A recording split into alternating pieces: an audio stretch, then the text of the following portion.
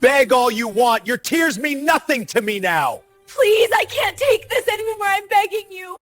The penthouse floor of the Lou Group headquarters was silent, save for the rhythmic dripping of blood onto the Italian marble. Elena clutched her stomach, her breath coming in ragged. Shallow gasps as she stared at the man she had loved for 3 years. Marcus Lou adjusted his silk cufflinks, his face a mask of cold, calculated fury that she didn't recognize. "Did you think I wouldn't find out, Elena?" he whispered, the quietness of his voice more terrifying than a scream. Welcome, story lovers. Before we begin today's story, please take a moment to click like and let us know in the comments which city you were watching from. Your support truly means a lot. Marcus, please, the doctor said the pregnancy is high risk. Elena managed to choke out, her voice trembling. She tried to stand, but the pain in her side flared, a sharp reminder of the blow he had just delivered. The pregnancy? Marcus laughed, a hollow, bitter sound. He tossed a manila envelope onto the floor, flared open, spilling grainy photographs of Elena entering a hotel with a tall, shadowed man. "Is it even mine? Or did you think your little affair would be the golden ticket to my inheritance?" Elena looked at the photos, her vision blurring. "That's my brother, Marcus. I told you my family was coming to your family." Marcus stepped forward, his polished shoe pinning her hand to the cold floor. "The family you claim lives in a rural village. The family that hasn't sent a single cent to help with your medical bills. You are a social climber, Elena, a lie wrapped in a cheap dress." He grabbed her chin, forcing her to look at him. "I gave you everything, status, a name, a life. And you repay me by making me a laughingstock in the business circles. They say the CEO of Lou Group can't even control his own wife." "I never wanted your money," she whispered. A spark of something not yet strength, but a flicker of survival igniting in her eyes. "I wanted a husband.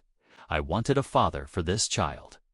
This child will be lucky if I allow it to carry my name after the DNA test," he spat. He turned toward the massive floor-to-ceiling window. Looking out over the city he thought he conquered. "You have 1 hour to pack. If you're still here when my lawyer arrives, I'll ensure the accident you had today becomes a permanent headline." Elena pushed herself up, using the mahogany desk for leverage. Her body screamed in protest, but her mind was suddenly, terrifyingly clear. She reached into her pocket and felt the cold metal of her phone. It was vibrating. A text message sat on the screen from a contact labeled simply "Home." "The private jet has landed. Little star. Where is the car?" Marcus didn't see the message. He didn't see the way Elena's hand stopped shaking. He only saw a broken woman limping toward the door. "Marcus," she said, her voice dropping to a hauntingly calm pitch. "What?" he snapped, not turning around. "You always said you were the most powerful man in this city." She paused, her hand on the door handle. "I hope you enjoyed the view while it lasted." The elevator doors opened before he could demand an explanation. And the heavy silence of the office was broken by the distant sound of a siren approaching the building. The elevator doors hissed shut, sealing Elena away from Marcus's cold gaze. The mirrored walls of the lift reflected a ghost, a woman with a split lip, bruised cheek, and a hand protectively cradling a slight swell in her abdomen. She reached into her pocket, her fingers brushing the sleek, titanium-encased phone that Marcus had always dismissed as a cheap knockoff. She swiped the screen. The GPS tracker showed 4 black SUVs moving in perfect formation through the city's grid, closing in on the Lou Group headquarters. "I'm out," she whispered into the receiver. "South entrance. Bring the medic, Elena. Is that you?" The voice on the other end was deep, booming with a mix of terror and suppressed rage. It was her eldest brother, Alexander, the man who controlled the maritime trade of 3 continents. You sound hurt. If he touched you, Elena, I swear on our father's grave, just get here." "Alex," she cut him off, her voice cracking. "And call Dr. Vance. I'm bleeding." The elevator reached the lobby. Usually, the security guards would ignore the lowly wife of the CEO. But today, something was different. The air in the lobby was thick with tension. Groups of employees were whispering, their eyes darting toward the glass entrance. Elena stepped out, her legs feeling like lead. She saw the head of security, a man who had once mocked her for bringing Marcus a homemade lunch, standing stiffly by the rotating doors. He was staring at the street with a face as white as chalk. Through the glass, the world had changed. A convoy of armored vehicles had stopped, blocking the main thoroughfare. These weren't the standard security cars Marcus used. These were sleek, unmarked, and carried a weight of authority that silenced the city noise. Elena pushed through the doors. The cold air hit her, shocking her system. She took 3 steps onto the sidewalk before her knees finally gave out. Before she could hit the concrete, a man in a tailored charcoal suit caught her. His movements were fluid, disciplined. "Easy, little star," Alexander murmured, his voice thick with emotion. He looked at the blood on her face, and Elena felt the temperature around him drop 40 degrees. "He did this?" Alexander asked, his eyes lifting to the top floor of the skyscraper. "The baby, ... Elena gasped, clutching his lapels. "The medical team is 10 seconds out," Alexander said, waving a hand. Instantly, 2 men with emergency kits rushed forward. "But first, we have a problem. The Lu Group's public relations team is already filming. They're going to claim you fell." Elena looked up. On the balcony above, Marcus was standing, his arms crossed, watching the scene. He looked down at the man holding his wife, a sneer forming on his lips. He clearly thought this was the affair he had accused her of. He didn't recognize the most powerful man in the global shipping industry. Alexander leaned down, his voice a low growl. "Do you want to leave quietly, or do you want to show them who you are?" Elena looked at the blood on her sleeve, then back at the man who had tried to break her. "I'm tired of being quiet, Alex. Take me home. But first, make sure he knows he just declared war on the wrong family." Alexander signaled his men, and within seconds, a perimeter was formed, shielding Elena from the prying eyes of the gathering crowd. The medical team worked with silent clinical efficiency, checking her vitals as they moved her toward the largest vehicle. "Vitals are stable, but the stress is putting a strain on the fetal heart rate," the medic whispered to Alexander. "She needs the clinic." Now Elena gripped Alexander's hand. "Wait," she croaked. She looked at the towering glass monolith of the Lu Group. "My bag? My real phone is in the desk drawer. The one with the encrypted files." "Forget the files, Elena," Alexander snapped, his eyes flashing with a protective fire. "I have enough power to flatten this building by sunset." "No," Elena said, her voice gaining a sudden, icy clarity. "I don't just want him bankrupt. I want him to watch everything he built turn to ash while he realizes I was the one holding the match. Get that phone." Up on the balcony, Marcus was laughing. He pulled out his own phone and began typing. Within minutes, a headline hit the local business blogs. "Scandal at Lu Group.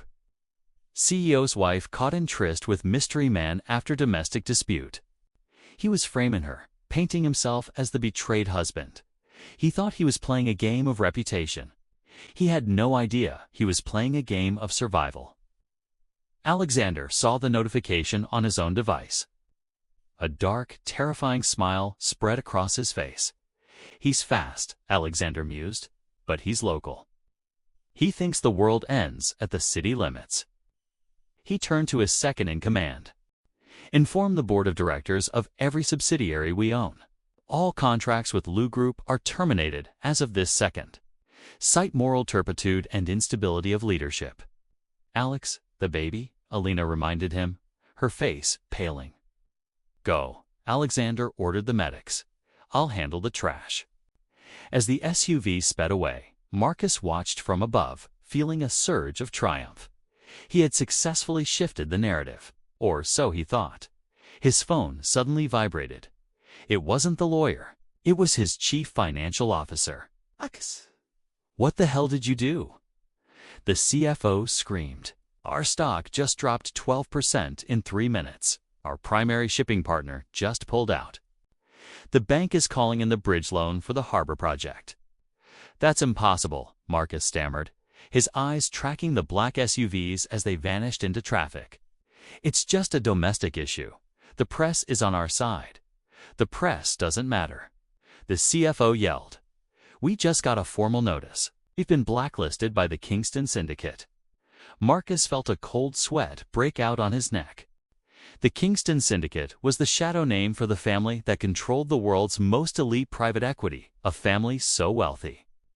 They didn't appear on Forbes lists because they owned the lists. Why would they care about us? Marcus asked, his voice barely a whisper. A shadow fell over him. He turned to find his office door open. Standing there was a man he had never seen before, Alexander's head of security, holding Elena's forgotten bag. The boss wanted me to deliver a message, the man said, tossing a small engraved coin onto Marcus's desk. It bore a crest Marcus had only seen in history books. She's just a village girl, Marcus breathed, staring at the coin. She was, the man replied, until you made her a widow. The private medical wing of the Kingston estate was a fortress of glass and high-tech silence. Elena lay in the center of the room. The steady beep-beep of the heart monitor, the only sound bridging the gap between her old life and her reality. Her father, the patriarch whose name caused world leaders to check their tone, sat by her bedside. His face was a map of controlled devastation. The doctors say the baby is a fighter, Elena, he said, his voice like grinding stones, just like you. Elena looked at her father, her eyes hollow. The physical pain was receding under the weight of the 4 drips, but the emotional shift was beginning.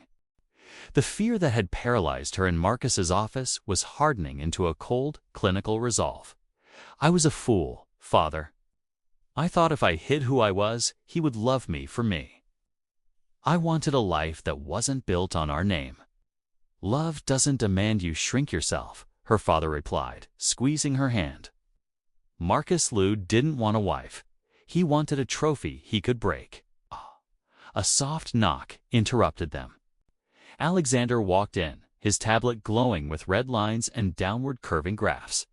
He looked at Elena, then at their father. The first wave is complete. His creditors are panicking. By tomorrow morning, the Liu Group will be technically insolvent. Kai, he's fighting back. He's called a press conference for tonight. He's going to release evidence of her infidelity to save his own skin. Elena sat up, ignoring the sharp pull of the stitches in her side. Let him, in fact, help him. Both men stared at her. Elena, he's going to drag your reputation through the dirt, Alexander warned.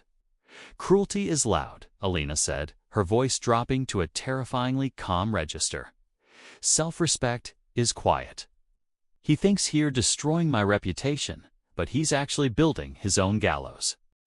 If he goes on national television and lies about a woman he just hospitalized, the fall will be much more cinematic.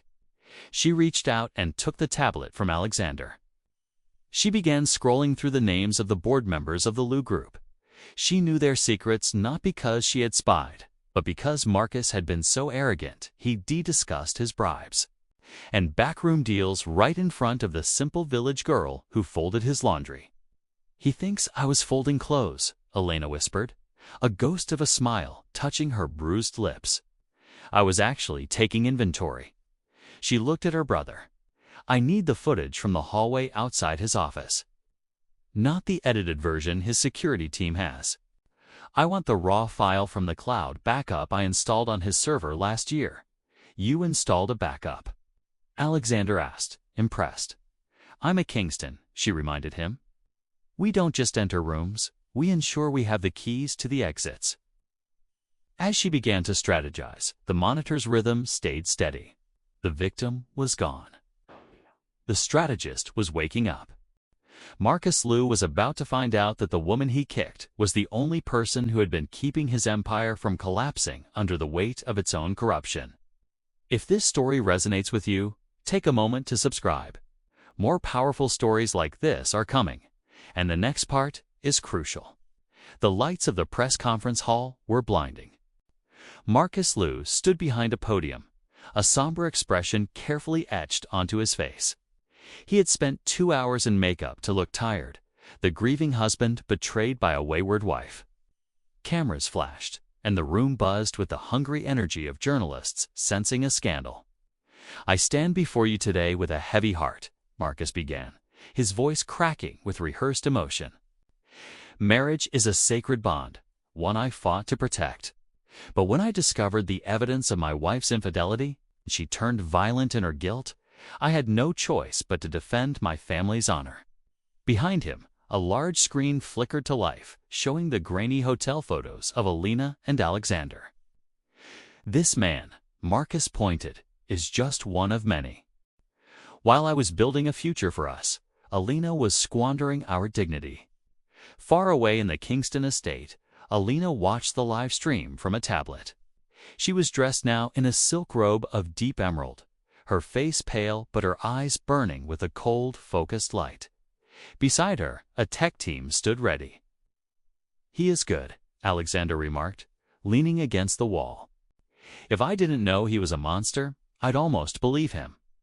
"Arrogance makes people predictable," Elena said. She checked her watch. "The audience is at peak capacity. Millions are watching the stream. It's time, Alex. Give him the gift we prepared." Back at the podium, a journalist stood up. "Mr. Liu, your wife has been hospitalized. There are rumors of domestic violence. How do you respond to the claims that you were the aggressor?" Marcus sighed, shaking his head. "Elena has always had emotional struggles.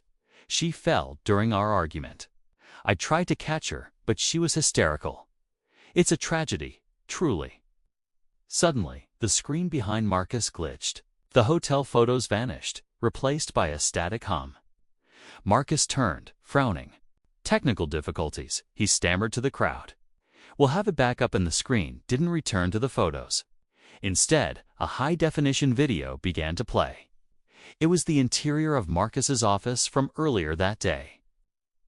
The audio was crystal clear. "Did you think I wouldn't find out, Elena?"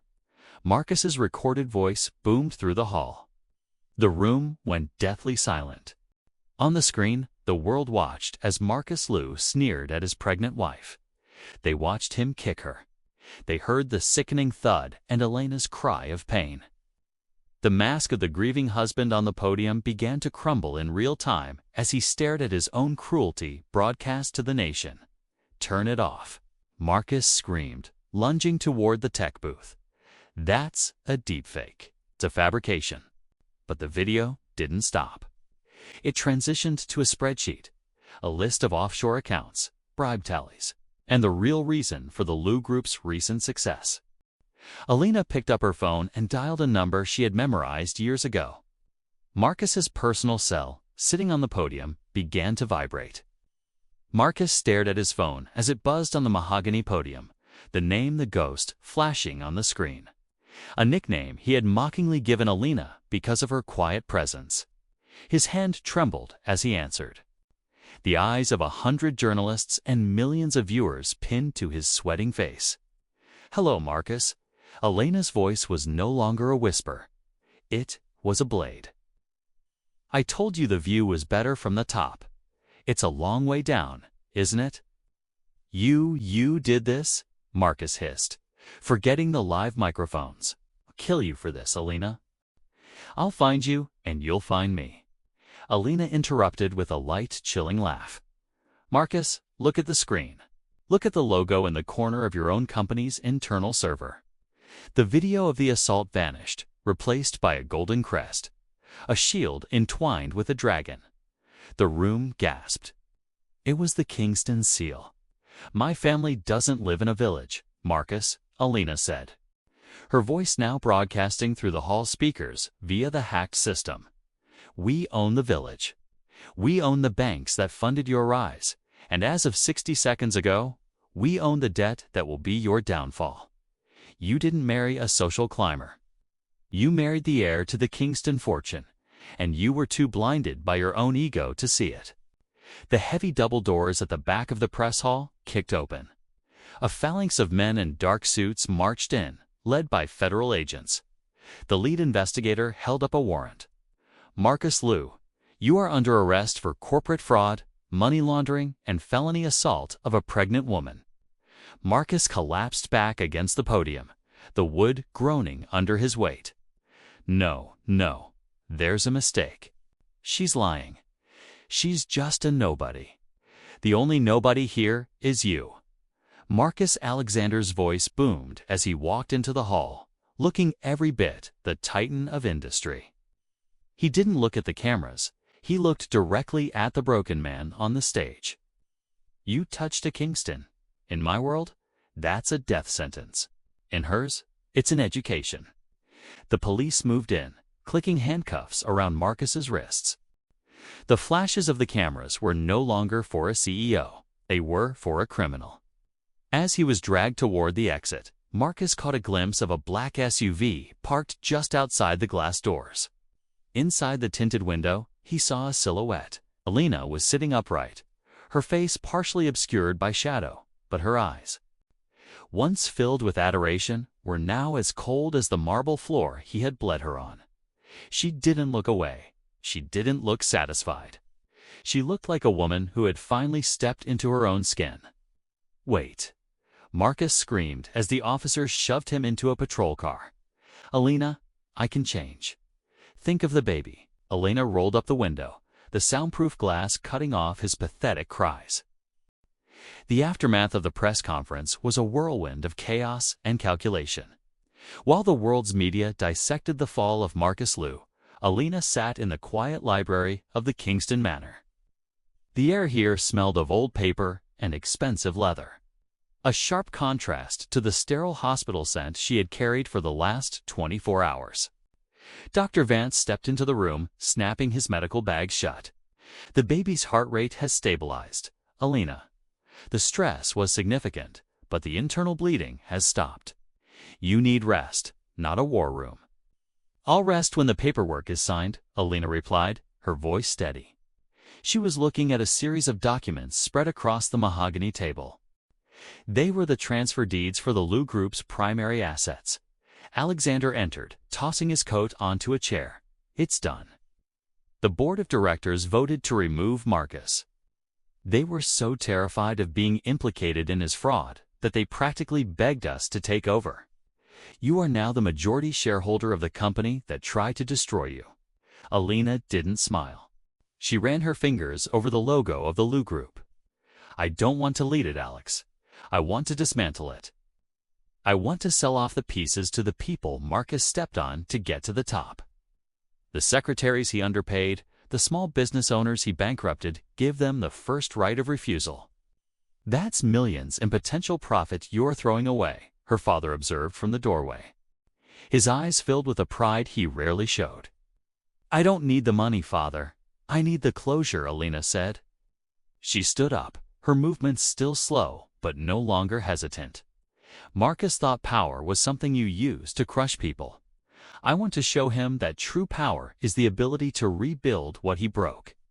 Her phone chimed. It was a message from her lawyer. Marcus's legal team was already begging for a settlement, a plea deal in exchange for a lighter sentence. They were offering her everything: the properties, the cars, the jewelry. He wants to negotiate, Elena told her brothers. Give him nothing, Alexander growled. Actually, Elena said, a thoughtful look crossing her face. I'll give him exactly what he gave me. Give him the truth. She walked to the window, looking out at the sprawling Kingston Gardens. For 3 years, she had played the role of the submissive wife, hiding her intellect and her heritage to fit into Marcus's narrow world. She had mistaken his control for protection and his arrogance for strength. Cruelty is a choice made by the weak, she whispered to herself. She turned back to her family. I'm going to the prison tomorrow. I want him to look me in the eye when he signs the divorce papers. I want him to see the woman he thought was a nobody one last time. The visiting room of the high-security prison was a bleak symphony of gray concrete and humming fluorescent lights. Marcus Liu sat behind the reinforced glass, his orange jumpsuit a glaring stain against his pale, sunken skin. When Elena walked in, he lunged forward, pressing his palms against the partition. "Elena, you came," he croaked, his voice desperate. "I knew you couldn't stay away. Listen, I've talked to the lawyers. If you drop the assault charges, I'll sign over the penthouse. We can start over. For the baby, Elena, think about the baby." Elena sat down slowly, her posture regal and her expression unreadable. She didn't look at the penthouse deeds or the pathetic man pleading before her. She placed a single thin folder on the metal ledge. "I'm not here to negotiate, Marcus," she said, her voice echoing with a quiet, terrifying authority. "I'm here to finish what you've started." She pushed a document through the slot. "These are the final divorce papers. You'll notice there is no request for alimony. I don't want a single cent of your tainted money. In fact, by the time the liquidation of your company is complete, you'll owe more to the state than you've made in your entire life." Marcus glanced at the papers, his hands shaking. "You're destroying me. Why? I loved you in my own way." "No," Elena corrected him, her eyes locking onto his with a searing intensity. "You loved the idea of owning me. You thought my silence was a sign of weakness, but it was a test you failed every single day. You traded a kingdom for the chance to feel tall by making me feel small." She leaned closer to the glass. "The baby will never know your name. He will be a Kingston. He will be raised to know that strength isn't found in a fist or a bank account, but in the courage to be kind." Marcus began to scream, a raw, jagged sound of realization and rage, but Elena simply stood up. She felt a light flutter in her womb, a tiny, resilient kick. A small smile, the first one that reached her eyes, touched her lips. "The world used to look so small when I was with you," she said, her voice a final, quotable verdict. "I've realized now that I wasn't falling when you pushed me. It's finally being released." She turned her back on him, walking toward the heavy steel doors. Behind her, Marcus was dragged away by guards, his legacy erased, his power gone, and his name already a footnote in the history of the Kingston family. As she stepped out into the sunlight, her brothers were waiting. The air was crisp, and the horizon felt infinite. Elena didn't look back at the prison. She looked forward, placing her hand over her heart. She had survived the storm, not by hiding from it, but by remembering she was the ocean. "Where to, little star?" Xander asked, opening the car door. "Home," Elena replied, her voice firm and full of light. "I have a new life to build, and this time, I'm the architect."